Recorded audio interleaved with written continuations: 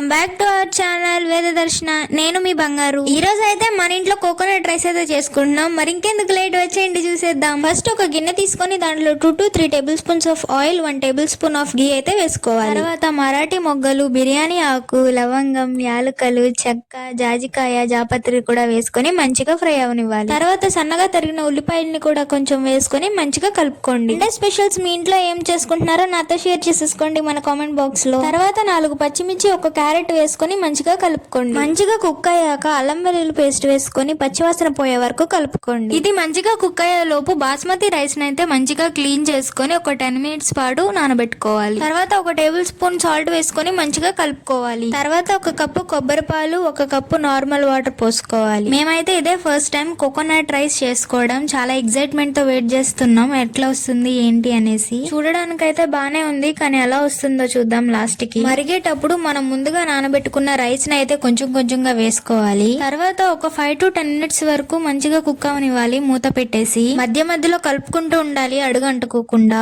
Next వీడియోలో అయితే మీతో నేను ఒక ఇంపార్టెంట్ విషయం అయితే షేర్ చేసుకుందాం అనుకుంటున్నా. నేనేం చెప్పాలనుకుంటున్నానో మీరు గెస్ చేసి కామెంట్ చేసేయండి. సరే, కానీ మన కోకోనట్ రైస్ ఎంత వరకు వచ్చిందో చూద్దాం. ఆల్మోస్ట్ అయిపోయి వచ్చింది. ఒక 5 మినిట్స్ లో మంచిగా మన కోకోనట్ రైస్ అయితే రెడీ అయిపోతుంది. లాస్ట్ గా కొంచెం కొత్తిమీర వేసుకొని మంచిగా కలుపుకొని ఒక 2 మినిట్స్ వరకు కుక్ అవనివ్వాలి మూత పెట్టేసి. మన కోకోనట్ రైస్ అయితే రెడీ అయిపోయింది. కోకోనట్ రైస్ కి కాంబినేషన్ గా మేమైతే నాటుకోడి ట్రై చేసాం. టేస్ట్ అయితే చాలా అంటే చాలా బాగుంది. సరే మరి వెళ్ళొస్తా.